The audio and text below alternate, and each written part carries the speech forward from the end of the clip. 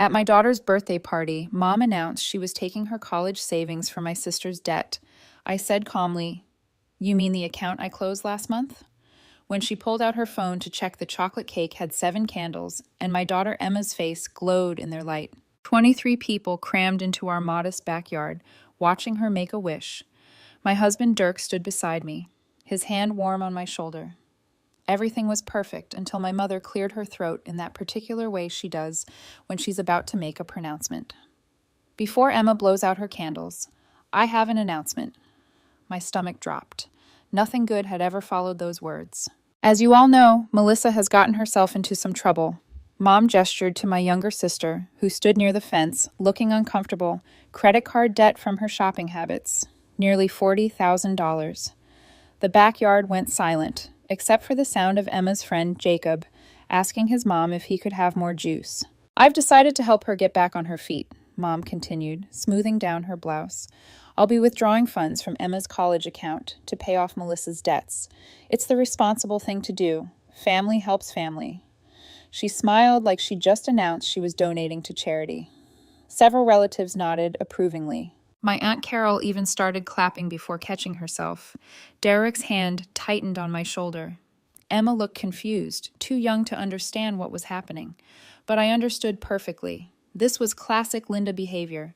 My mother had always prioritized Melissa, and now she was taking from my 7-year-old daughter to bail out my 32-year-old sister.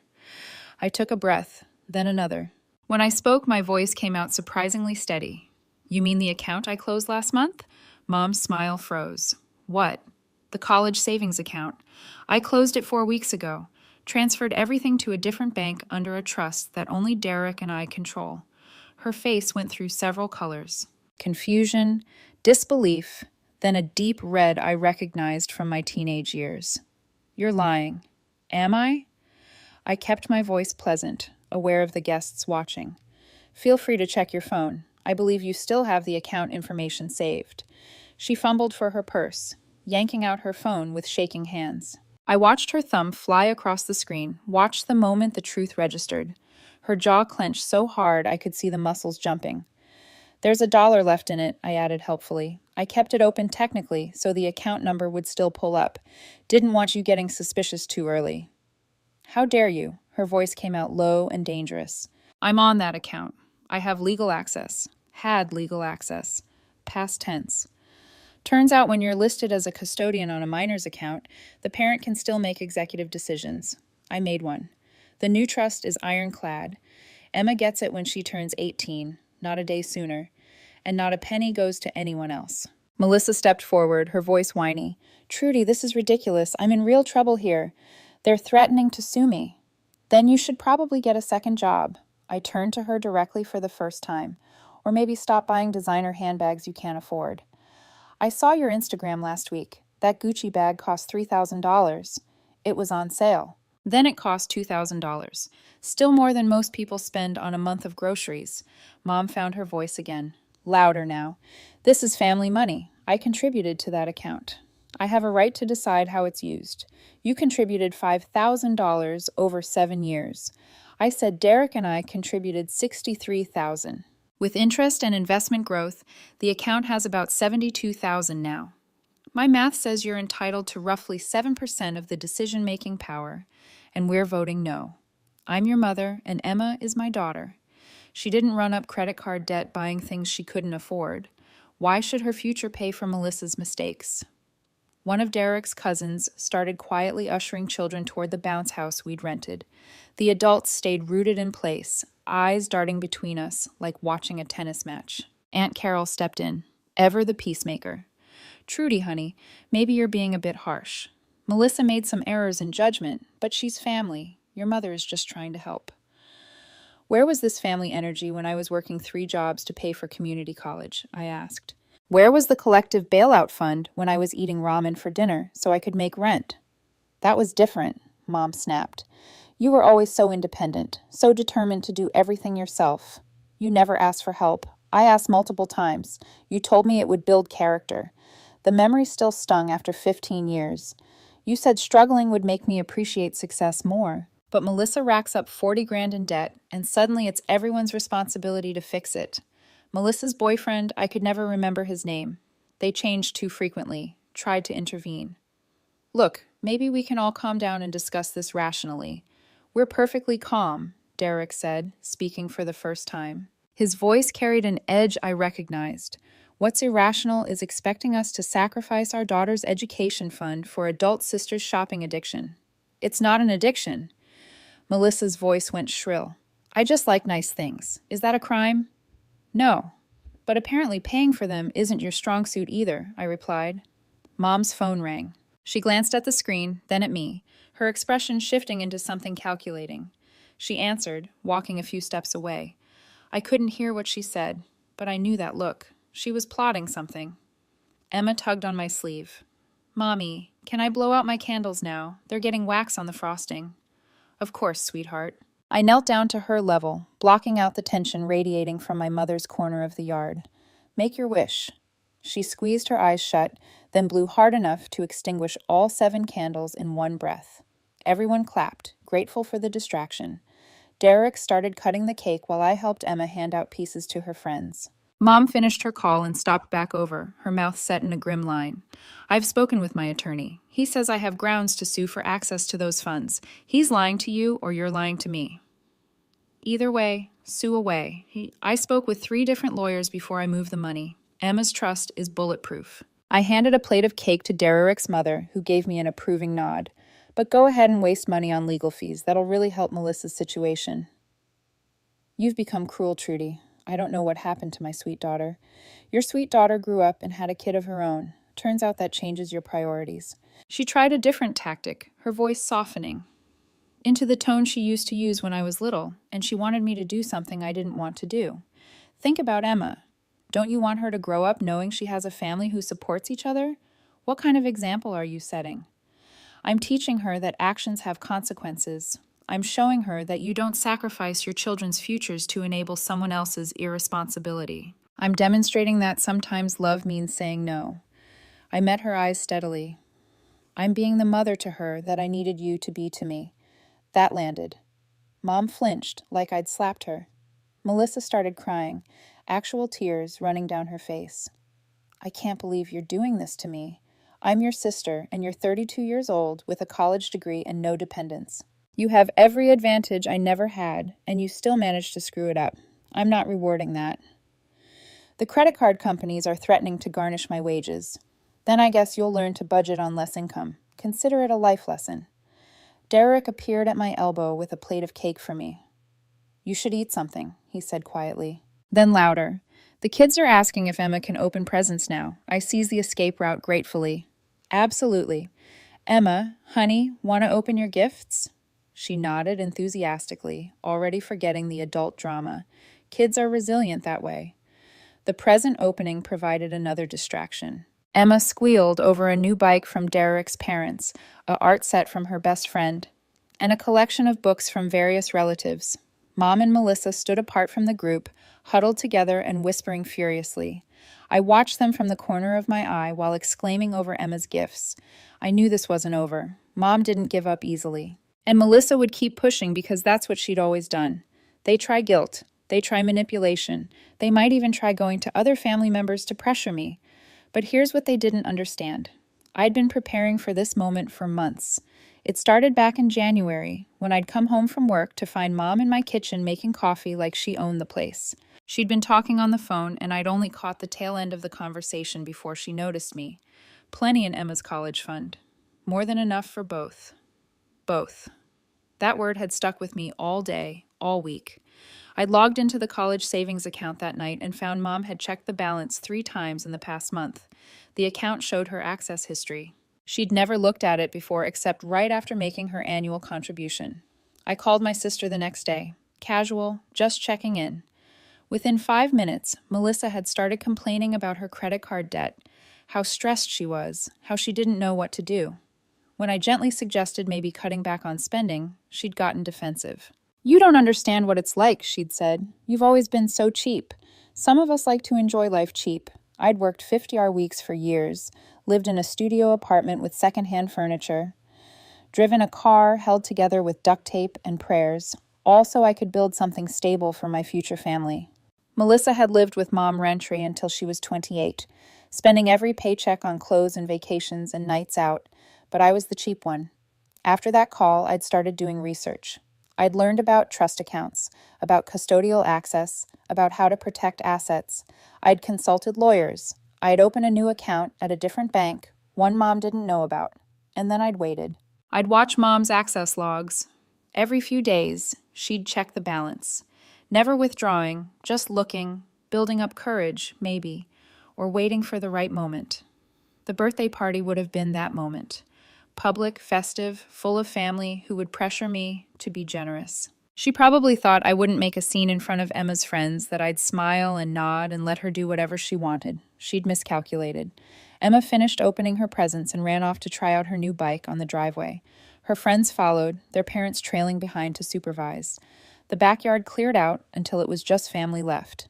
Derek's parents, my mom, Melissa, Aunt Carol, and Uncle Jim. Uncle Jim, bless him, tried one more time to smooth things over. Look, we're all adults here. Maybe there's a compromise. Trudy, what if you helped out just a little? A few thousand to show good faith. No. Come on, don't be stubborn. I'm not being stubborn. I'm being a mother. Emma's college fund is for Emma's college, not Melissa's debt, not Mom's peace of mind, not family harmony, Emma's education. It's just money, Aunt Carol added. You can always save more. Then Melissa can save more. She's only 32 and has plenty of time to get her finances in order. Mom's voice came out icy. If this is how you're going to be, then don't expect me to babysit anymore. Don't expect birthday gifts. Don't expect me to be there when you need help. Understood. We'll figure it out. I'm serious, Trudy. You're choosing that money over your family. No, I'm choosing my daughter over your favoritism. There's a difference. Melissa threw up her hands. Fine, I'll figure it out myself. I don't need any of you. She stormed toward the gate, her boyfriend scrambling to follow. Mom watched her go, then turned back to me. I hope you're happy. You've destroyed this family. I didn't destroy anything. I just refuse to enable the destruction you and Melissa have been working on for years. She left without another word, her heels clicking sharply on the concrete path. Aunt Carol and Uncle Jim exchanged uncomfortable glances, made hasty excuses about needing to go, and followed her out. Suddenly, the backyard felt very quiet. Derek's mother, Susan, walked over and squeezed my arm. You did the right thing, did I? I just blew up my relationship with my mother at my daughter's birthday party. You protected your child. That's what mothers do. She smiled.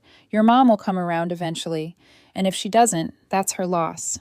Derek's father nodded. We've got your back. Anything you need, babysitting, help with Emma, whatever, we're here. The knot in my chest loosened slightly. Thank you. They helped us clean up the backyard, carrying plates and cups inside, while Derek deflated the bounce house. Emma rode her bike in circles, oblivious to the family implosion that had just occurred. Later that night, after Emma was in bed, Derek and I sat on the back porch with glasses of wine. You okay? He asked. I don't know. I keep thinking about what Mom said about choosing money over family. You didn't choose money. You chose Emma. There's a massive difference. I know, but it still hurts. She's my mom.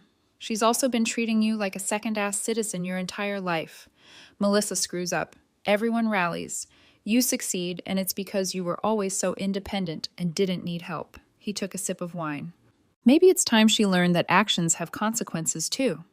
I leaned against his shoulder. When did you get so wise? I married you. That was the smartest thing I ever did. We sat in silence for a while, listening to the crickets. My phone buzzed with texts, cousins wanting to know what happened, my brother asking if I was okay. Melissa sending a string of angry messages that I deleted without reading. But there was nothing from Mom. 3 days later, I got a call from Aunt Carol. Your mother is very upset, she began. I imagine she is. She really did think she was doing the right thing. Melissa is in over her head. Melissa is an adult. She got herself in over her head by overspending. That's not Emma's problem to solve. I'm not saying you're wrong, honey. I'm just saying maybe you could have handled it differently, more privately. Not at Emma's birthday party. Mom chose the venue, not me. If she'd come to me privately first, we could have had a private conversation. Instead, she decided to make a public announcement, probably because she thought I wouldn't object in front of everyone. Aunt Carol, you're probably right about that. Your mother does like an audience when she thinks she's doing something noble. So why are you calling? Because she won't. And I think you should know that she's telling everyone you stole from Emma's college fund. My grip tightened on the phone. What? She's saying you moved the money for yourself, that you're using it for something else. She's painting herself as the victim, trying to save her granddaughter's future. Anger flared hot in my chest. That's a lie. I know that. Anyone with sense knows that, but you know how she gets. She's working a family phone tree, getting sympathy. Aunt Carol paused. I thought you should know what you're up against. After we hung up, I sat staring at my phone for a long moment. Then I opened my banking app, took screenshots of Emma's new trust account, balance visible, my and Derek's names as trustees, Emma as beneficiary, and sent them to every family member in my contacts. The message was simple. Since there seems to be some confusion, here's proof that every penny of Emma's college fund is exactly where it belongs in an account for Emma's education. Anyone who suggests otherwise is lying. The responses came quickly. My brother got your back, sis. Derek's sister, good for you. Several cousins sent thumbs up emojis, but also angry messages from Melissa, a text from Uncle Jim telling me I was airing dirty laundry and nothing from Mom. The silence from her felt heavier than any angry text could have. I'd grown up trying to earn her approval, doing everything right, getting good grades, staying out of trouble. Meanwhile, Melissa had coasted through life, making one mistake after another, and Mom had cushioned every fall. The pattern was so ingrained that I'd stopped noticing it until I became a mother myself, having Emma change something fundamental in me. Suddenly, I understood what unconditional love actually meant, and I realized I'd never really received it from my own mother. Her love came with conditions, with comparisons, with the unspoken understanding that Melissa would always need more and therefore deserve more. Derek found me on the couch that evening, still scrolling through family responses. You're going to drive yourself crazy reading all that, he said, sitting down beside me. Probably, but I need to know who's on which side. Does it matter? We know we did the right thing. It matters because these are the people who will be in Emma's life. I need to know who's going to undermine us and who's got our backs. I showed him a particularly nasty message from one of Mom's friends. Look at this. She's calling me selfish and ungrateful. She wasn't even at the party. So Mom's been busy spreading her version of events extensively, apparently. I tossed the phone aside. I just don't understand how she can twist this into me being the villain. I protected my daughter's education fund. How is that wrong? It's not. But admitting that would mean admitting she was wrong to favor Melissa all these years. Your mom doesn't do accountability very well. He was right. Of course, Mom had perfected the art of rewriting history to paint herself in the best light. When I was growing up, every time I tried to point out the unfair treatment, she gasped and said I was being dramatic or jealous or selfish. Eventually, I'd stop trying. The weekend after the screenshots incident, my brother Ryan called. He lived in Boston, far enough away to maintain healthy distance from family drama, but close enough to hear about it. So, you really blew things up, huh? He said, but his tone was amused rather than critical. I protected Emma's college fund. If that counts as blowing things up, then guilty as charged. Oh, I'm not criticizing. I think it's about time someone stood up to Mom's Melissa worship. I've been watching it my whole life. You never said anything. Neither did you until now. It's easier to just go along, you know. Keep the peace. But having kids changes things, doesn't it? Suddenly you see all the patterns you grew up with and think, hell no, not repeating that. Ryan had 2 boys, ages 4 and 6. Is Mom different with your kids? She tries to be, but sometimes I catch her comparing them, saying things like, well, Tyler is the athletic one and Jake is the smart one. Like, they're not allowed to be both. I shut it down every time. Good. The thing is, Trudy, Mom doesn't even realize she does it. She genuinely believes she's being fair, that she's just responding to each kid's needs. She can't see that she created Melissa's helplessness by always rescuing her, and she created my independence by forcing me to figure everything out alone. Exactly. Self-fulfilling prophecy. But that doesn't mean Emma has to pay the price for Mom's inability to see her own patterns. We talked for over an hour, comparing childhood memories, laughing at some, and cringing at others. It felt good to have my perspective validated by someone who had lived through the same household dynamics. You staying strong? He asked before we hung up. Yeah, it's hard, but I know I'm right. You are. And for what it's worth, Rebecca and I have your back completely. If Mom tries to pull this crap at any family events we host, she'll get shut down fast. That conversation bolstered me through the next few difficult weeks because the messages didn't stop. Mom had apparently decided that if she couldn't guilt me directly, she'd use every family member as a proxy. Cousin Jennifer called to tell me I was breaking Mom's heart. Uncle Jim sent a long email about the importance of family unity. Even my grandmother, Mom's mother, left a voicemail saying she was disappointed in me for being so hard-headed. Only she didn't have all the facts. None of them did. They'd heard Mom's version. Loving grandmother, trying to help both granddaughter and younger daughter, only to be cruelly blocked by ungrateful Trudy, who's secretly stolen the money. I thought about sending a mass email with a full story laying out every detail of Mom's favoritism over the years, Melissa's pattern of irresponsibility, the way I'd been left to struggle while they'd been supported, but Derek talked me out of it. You'll just look defensive, he said. People who matter already know the truth. The others have already chosen to believe your mom without hearing your side. An email isn't going to change their minds, so I just let her trash my reputation. You live your life and let your actions speak for themselves. Emma's thriving. You and I have built a stable life. We're good parents and good people. That matters more than winning a PR campaign. He was right, but it still stung. I'd spent my whole life being the good daughter, the responsible one, the one who never caused problems. Now I was being painted as the villain for refusing to enable dysfunction. The worst moment came about a month after the birthday party incident. I ran into Mom at the grocery store. We nearly collided, turning into the same aisle, both of us stopping short. Trudy, her voice was cold. Mom. We stood there, carts between us, like shields. Other shoppers maneuvered around us, annoyed at the blockage. I suppose you're happy with yourself, she said. Finally, you've gotten what you wanted. What I wanted was to protect my daughter's education fund. Nothing more, nothing less. You've turned half the family against me, made me out to be some kind of monster. I sent screenshots showing that Emma's money is still in an account for Emma. That's all. If people drew conclusions from that, maybe you should examine what story you were telling them. Her face flushed. I was trying to help Melissa. Is that so wrong? She's my daughter. She was in trouble. And Emma is my daughter. She's 7 years old and innocent. Why should her future be sacrificed for Melissa's present mistakes? It's not a sacrifice. There's enough money. You're just being spiteful. There's $68,000 in that account. Melissa owes $40,000. After Mom's grand rescue, Emma would have been left with $28,000 for 4 years of college. That's not enough. Not even close. She could go to community college first like you did. And there it was, the assumption that Emma should struggle the way I had, that she should start from behind and work twice as hard. Also, Melissa could avoid consequences for her choices. No, I said simply. She deserves better. Every child deserves parents who plan ahead and protect their future. I'm being that parent. You're being selfish. If protecting my child is selfish, then I guess I'm selfish. I can live with that label if it means Emma has opportunities I never had. Mom's mouth opened, then closed. For just a second, I saw something flicker across her face.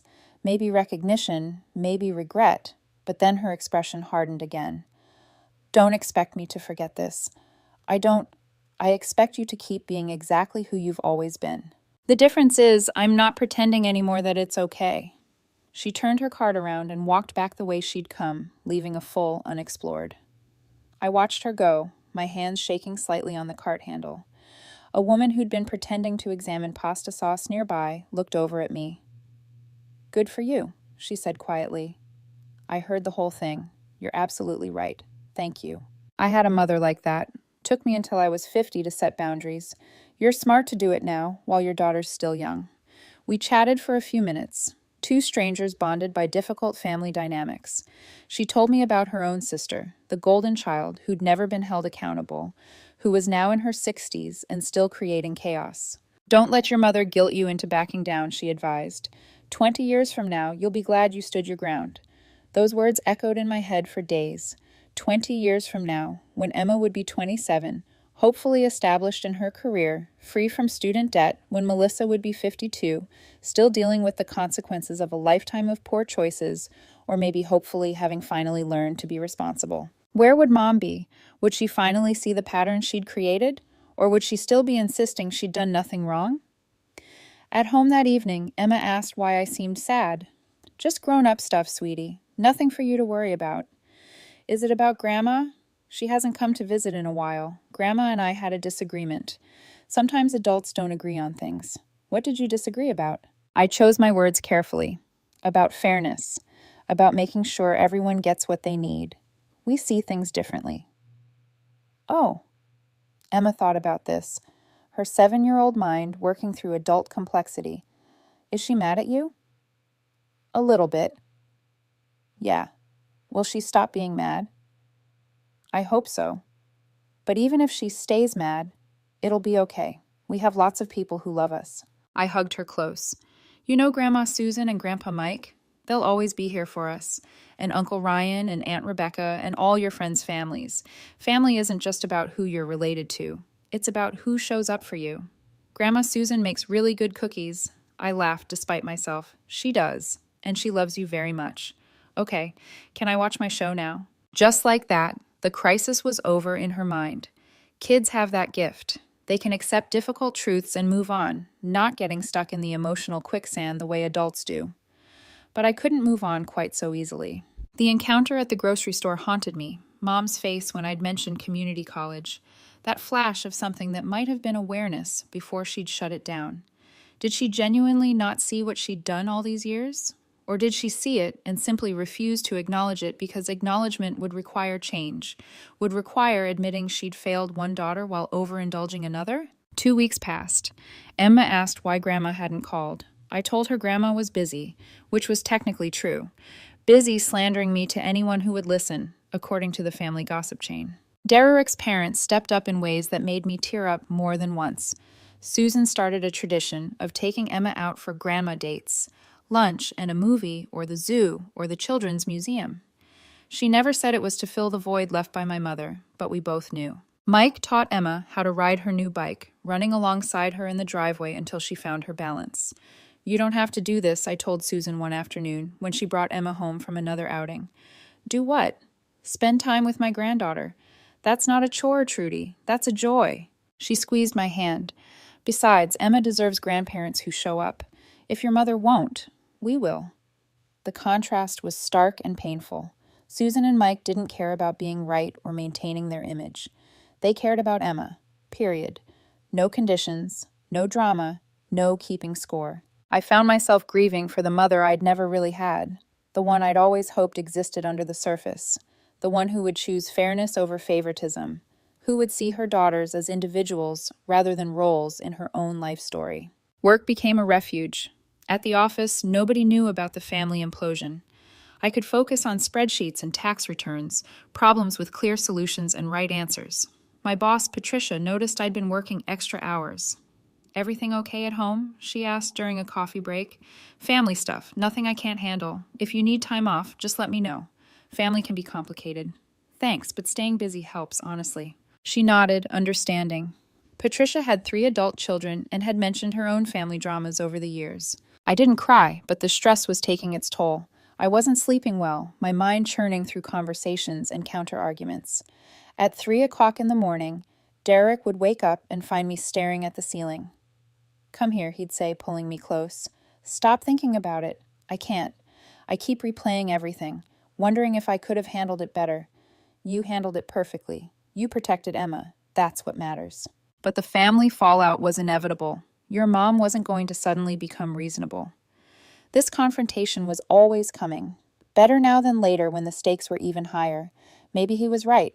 Maybe if I'd stayed silent at the birthday party, nodded along, let Mom take the money, it would only have emboldened her to make more demands in the future. Maybe standing my ground had set a boundary that would protect us for years to come. Then Melissa showed up at my office. I worked as an accountant for a mid-sized firm downtown. She walked in during my lunch break, her eyes red-rimmed and her usual perfect makeup smudged. Can we talk? She asked. I gestured to the chair across from my desk. She sat down, twisting her hands in her lap. I'm filing for bankruptcy, she said finally. I'm sorry to hear that. No, you're not. But she said it without heat, just exhausted resignation. I screwed up, Trudy. I know I did. I just kept thinking I'd get a raise or find a better job or something would change, and I kept spending like it already had. I didn't say anything. Sometimes silence is the best response. Mom's been helping with my rent, Melissa continued. Did you know that? For the past 6 months, she didn't want anyone to know. But now she's saying she can't anymore. Not after what you did. What I did was protect my daughter's future. That has nothing to do with Mom's ability to pay your rent. She says it does. She says she was counting on that money. She was counting on stealing from her 7-year-old granddaughter. Let's call it what it is. Melissa flinched. I didn't know she was planning to take all of it. When she mentioned it to me, she said maybe she could borrow some, like a loan. A loan that would never get repaid. Probably not, Melissa admitted. I don't have anything to repay it with. So, what do you want from me? She looked up, meeting my eyes for the first time. I don't know. I guess I wanted to say I'm sorry for everything. For being Mom's favorite and never questioning it. For spending money I didn't have and expecting everyone else to fix it. For being a terrible sister. I hadn't expected that. Oh, I've been thinking a lot these past 2 weeks about how different we are. How you worked so hard for everything you have and I just coasted. How you've always had to be responsible and I never had to be. She wiped her eyes. I'm going to do better. After the bankruptcy, I'm going to actually budget, get a financial counselor, maybe a therapist, figure out why I keep sabotaging myself. That sounds like a good plan. I don't expect you to forgive me or help me. I just wanted you to know that I get it now. Why you did what you did. And I'm sorry I ever thought you should sacrifice Emma's future for my mistakes. We talked for another 20 minutes. It wasn't a perfect reconciliation. Too much history, too much resentment on both sides, but it was a start. Maybe. After she left, I sat at my desk thinking about family, about favoritism, about the patterns we inherit and the ones we choose to break. Mom never apologized. She doubled down instead, telling anyone who would listen that I was selfish and cruel. Some relatives believed her, others saw through it. The family split into camps, which was exhausting but also clarifying. I learned who actually cared about what was right versus who just wanted to avoid conflict. Derek's family filled in the gaps. Susan babysat Emma twice a week. Derek's sister took us out for girls' days with Emma. His parents invited us to every family dinner and holiday. We built a new kind of family, one based on mutual respect instead of obligation. Emma turned 8, then 9, then 10. She started ballet classes and soccer practice. She made honor roll. She never asked about the college fund. Why would she? She was a kid. But Derek and I watched the trust account grow, adding to it monthly, protecting it fiercely. The silence from my mother stretched across those years. No birthday calls for Emma, no Christmas visits. She'd made her choice, and apparently that choice was Melissa over everyone else. It hurt less as time passed, the wound scabbing over into scar tissue. Then, the week before Emma's 10th birthday, Mom showed up at our door. I'd invited her out of courtesy, not expecting her to come. But there she was, standing in the driveway with a wrapped present, looking older than I remembered. Hello, Trudy. Mom. I was hoping we could talk, after the party. I considered refusing. 3 years of silence and slander weren't easily forgiven, but Emma saw her grandmother and squealed with delight, running over for a hug. I remembered being Emma's age, loving my grandmother with uncomplicated joy. Okay, I said, after the party. So we talked. Mom didn't apologize for trying to take Emma's college money. She didn't apologize for the things she'd said about me. But she did say she missed her granddaughter. She did admit that maybe she'd been too easy on Melissa over the years. I enabled her, Mom said quietly. We sat in the same backyard where everything had fallen apart 3 years earlier. I see that now. She's still struggling, still making bad choices, and I keep trying to fix things instead of letting her face consequences. That's been the pattern my whole life. I know, and I don't have a good excuse for it, except that Melissa always seemed to need more help. You were so capable, so independent. I told myself you didn't need me the way she did. But I did need you, I said. I just learned early on that asking was pointless. Mom was quiet for a long moment. I'm sorry for that. I truly am. I failed you as a mother in a lot of ways, but I'd like to try to do better, if you let me. It wasn't the sweeping apology I'd sometimes fantasized about. She didn't admit to everything, didn't take full responsibility, but it was something, a crack in the wall. We can try, I said carefully, but things are different now. Emma comes first, always, and I won't tolerate you undermining my parenting or trying to guilt me into enabling Melissa. Fair enough. We rebuilt slowly. Mom came to Emma's soccer games. We met for lunch occasionally, neutral territory, keeping conversation light. She never mentioned the college fund again. Neither did I. Melissa got her life together. Sort of. The bankruptcy wiped her debts. She got a roommate to split rent. She still overspent sometimes, but the credit card companies wouldn't give her new cards, which helped. She started dating a guy who actually had his life together, and he seemed to be a good influence. We weren't close, Melissa and I. Too much history, too many differences. But we could be civil at family gatherings. That felt like enough. Emma's trust fund grew. By the time she was 16, it had enough to cover 4 years at a good state university with room and board. Derek and I kept contributing anyway, building a buffer, making sure she'd have options. She never knew how close she'd come to losing it. We never told her about the confrontation at her 7th birthday party, about her grandmother's attempted theft, about the family implosion. She just knew that her parents were saving for her education, that her grandmother was sometimes around and sometimes not. That family was complicated. When she was 17, filling out college applications, she asked me about money. Can we actually afford this? I know college is expensive. We can afford it, I assured her. Your dad and I have been saving since before you were born. What if I want to go somewhere expensive, like out of state? Then we'll figure it out. This is your future, Emma. We've got you covered. She hugged me tight. Thanks, Mom. I know a lot of my friends are stressing about loans and debt. I'm really lucky. You are. But also, your dad and I worked hard to make sure you'd have this opportunity. Don't take it for granted. I won't. I promise. And she didn't. Emma went to university, studied engineering, graduated with honors, and 0 debt. She got a good job, moved into her own apartment, started building a life. At her graduation party, Mom pulled me aside. You did good, Trudy. She's a remarkable young woman. Thank you. I was wrong back then about the college fund. Mom's voice was quiet. You were right to protect it. If I had taken that money, Emma wouldn't be where she is today. It was the closest thing to a real apology I'd ever get from her. After all these years, all the silence and tension, this acknowledgement. I appreciate you saying that. I should have said it years ago, but I'm saying it now. You're a good mother, better than I was. We stood together watching Emma laugh with her friends, her graduation cap tilted back on her head, her whole future ahead of her, a future she could pursue without the burden of crushing student debt, a future I'd fought for at a 7-year-old's birthday party, refusing to back down, even when it cost me my relationship with my mother. Worth it. Every difficult moment, every family argument, every year of strained silence. Completely worth it. Because Emma was free in a way I'd never been. Free to choose her path without financial desperation driving every decision. Free to take risks, to explore, to become whoever she wanted to be. And she'd never know how close she'd come to losing that freedom. Some battles are fought quietly, in backyard confrontations and closed bank accounts. Some victories look like a young woman in a graduation gown, unburdened by debt, ready to take on the world. Mom and I would never have the relationship I'd once wanted. Too much damage, too many years of favoritism and disappointment. But we found something resembling peace, a détente, an understanding that we both made choices, some good and some bad, and we were living with the consequences. Melissa showed up late to the graduation party with her boyfriend-turned-fiancé. She'd gained weight and lost the frantic energy that used to surround her. She looked settled, content.